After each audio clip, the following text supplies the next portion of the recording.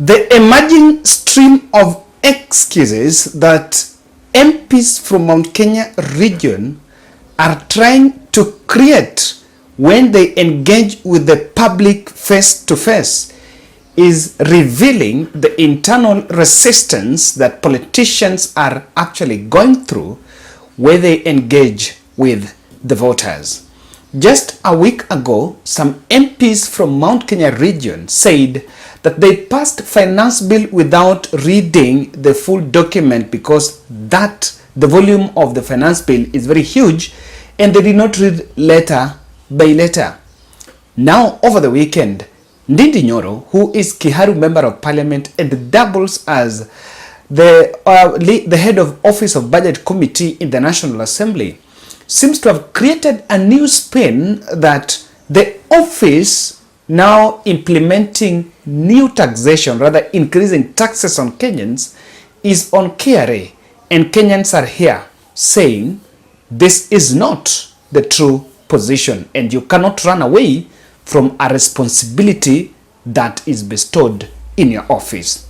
Ladies and gentlemen, this is the new contradiction in town when Nyoro emerged saying that KRA is actually increasing taxes. And speaking about this, tulisema hapo awali tukitafuta kura, our work as government led by His Excellency the President and the Deputy President and all of us, sisi ni watu wa kushikilia wanabiashara, wale wako Nyamakema, wale wako Nairobi, wale wako Kenya mzima.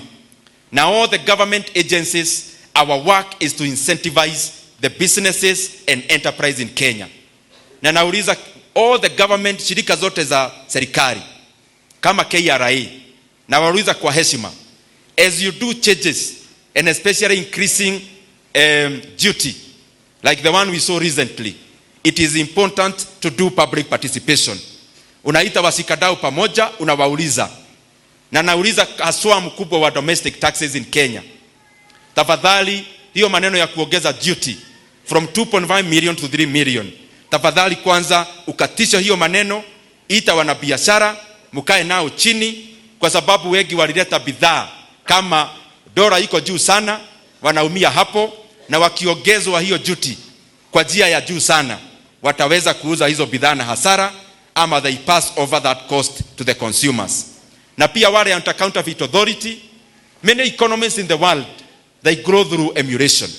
Emulation is borrowing technology and adopting it. Kwa hivyo kazi yao na wauliza kwa heshima, number one, they need to define to our business people what is counterfeit, so that wakisema maneno ya counterfeit, mwanabiashara already anajua counterfeit ni kusema nini. Now especially also number two, kazi yao ni kushikilia hawa wanabiashara wasaidiwe hata kwa maneno ya production. Na mimi nataka niwahakikishie wanabiashara wote Kenya, sisi tuko kuwashikilia, na ile macontainers zimeshikiliwa pale port. Nauliza kwa heshima, KRA wafanye namna ya haraka, waachilie hizo container, waite wasikadau, wakae chini, waongee, because we want to promote enterprise in Kenya. Na pia wale wako katika transport in Kenya, saa zingine nasoma maneno kwa magazeti, na saa zingine najua haitoki kwa serikali. Wale wanabeba kama wanabeba na matatu, kazi yetu ni kuwalinda. Now, this was over the weekend when he was speaking in Mount Kenya. And I'm just wondering, because there is a coincidence here. Nyoro was speaking somewhere in Kiharu, in his constituency in Murang'a. It is still in Murang'a where KRA officials were chased. That was in Kandara. KRA officials were chased trying to convince avocado farmers to register in e-teams so that they can find it easy to, government can find easy way of collecting that tax. And what happened then was very clear that people are a bit, Nyoro is taking advantage and just crucifying KRA, because even in the same region, KRA were chased. You know, when the KRA officials were chased, we reported KRA officials, but in real sense, the public was protesting about a decision that was made by politicians. But wait for a minute. Ndindi Nyoro cannot sit in parliament and head of budget committee. Ndindi Nyoro is a founding member of Kenya Kwanza, is the drawing salary from this house. But again, instead of standing in solidarity, because Mutai Ngunyi once said that in government there is something called collective responsibility.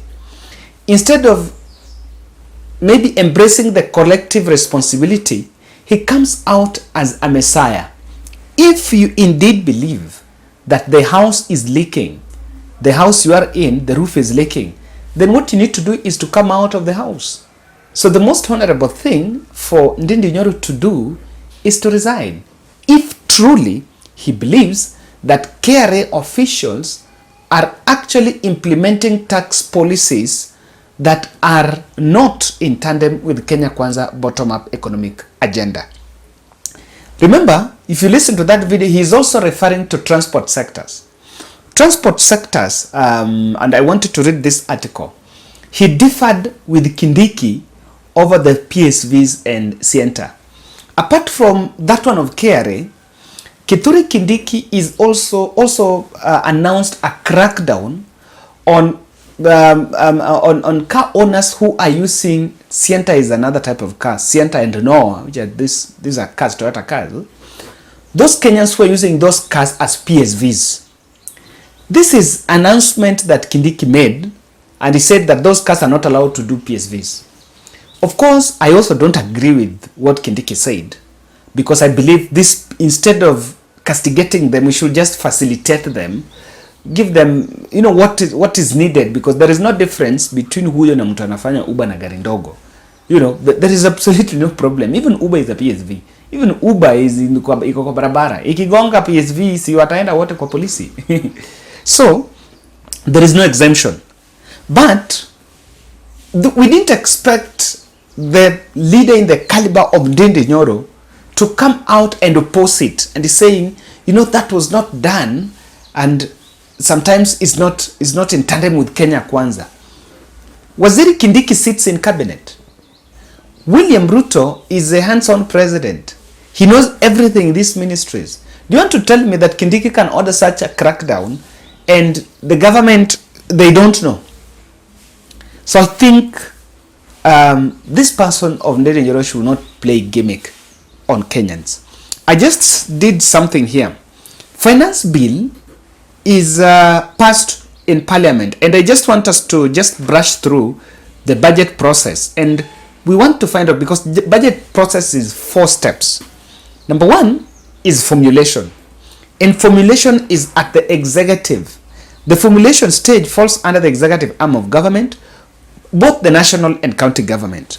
So at the national government, the budget documents under formulation are the budget estimates, which is normally taken to the National Assembly, budget policy statement, there is the outlook section of budget review, the midterm revenue strategy, the budget circular. This shows you what is supposed to be done at what time. So when these documents are produced at the National Assembly, by the executive, and the executive, I mean the treasury works with the executive, then it's taken to parliament. Parliament is supposed to do approval, but before approval, they can consider, debate, and amend that budget policy. So from this, Parliament adopts the budget policy statement, amending and approving the budget estimates. They enact it and produce 2 bills, Appropriation Bill and Finance Act. Those 2 are 2 budget documents that are approved by Parliament. Appropriation Bill, after the budget is read, and Finance Act. All this, from the executive to Parliament, there is public participation. And that is why you cannot single out and say KRA is making decisions without public participation. Then implementation. During implementation, it's a collective responsibility. It involves, the implementation is executing the budget proposals. It is done by the executive and also Parliament can also oversee some of this. Then after implementation, there will be audit and evaluation. Parliament will audit. The Auditor General will audit whether the funds have been used well, produce a report and take to Parliament. And now that is what happens. Those are the 4 steps of budget making process. If you look at that, are you seeing KRA exclusive? No. You cannot blame KRA for 16% VAT. You cannot even blame KRA for VAT on fuel. You cannot blame KRA for the housing levy. It's not KRA that came up with it. So I think it's a bit dishonest. And just let me just play for you a soundbite of Nyoro speaking in Parliament and defending this budget, especially budget of Peter. He was defending this budget in the National Assembly. Honorable Speaker, whatever I have enumerated on the revenue side and the expenditure side balances. And therefore, any variation on the revenue side has to have a corresponding effect on the expenditure side. Honorable Speaker, out of the 3.679 trillion Kenya shillings, we are spending the same taxes we are collecting, the same revenue we are collecting through the finance side of the budget. Honorable Speaker, 630 billion Kenya shillings is going to the education of the Kenyan children. Honorable Speaker, through this budget, and of course being supplied by the resources from the finance bill, we have been able to add an extra 10 billion Kenya shillings to those of us who are in JSS junior secondary schools, Honorable Speaker, to capitalize the students. Honorable Speaker, through the same revenue that we are collecting, we have been able to double our HELB allocation from this exiting year of 15 billion to 30 billion Kenya shillings, Honorable Speaker. Honorable Speaker, through the same revenue, we have been able to add Kenya shillings 10 billion to NGCDF, Honorable Speaker, where every constituency will be receiving 25 million to 45 million, depending on the formula, in the next financial year. Honorable Speaker, we have been able to add and actually double the amount of money we give to Public Service Commission in terms of hiring interns. Next year, Honorable Speaker, we are going to hire 8,000 interns instead of the 4,000 that we hired this financial year. Honorable Speaker, we have been able to allocate 249 billion Kenya shillings to our roads. We have been able to give our farmers fertilizer. The question that we must ask as this House, as we debate the finance bill, what is it that we have a problem with in terms of the expenditure? Honorable Speaker, we have to support the revenue side of the budget because, Honorable Speaker, that is where we draw the resources to be able to take our Kenya forward through infrastructure and any other kind of development that we are undertaking. Honorable Speaker, I support 100%. At some point, can you listen to that? Now that's why we are saying, you know, you cannot come out Mount Kenya, and I think the leaders in Mount Kenya, the voters in Mount Kenya must be very careful. You should not allow these leaders to play with you. Alikuwa hapo hiyo kiti kisha kuwa passed, then after kuwa passed anakuja hapa anaanza kukuchezea eti KRA. You cannot just become a spin master because you believe things are not working. Now, where they playing public gimmick in blame games in public, because they are also in other. Kithure Kindiki has been going to other areas. Let's say the truth. He's been going to other parts of the country. He was in Nyanza, has been to Rift Valley, he's been to Kilifi, he's been to Northeastern. But uko haongiangi hii story. Why is it that when he goes to Mount Kenya, that's the context that then I want us to look at.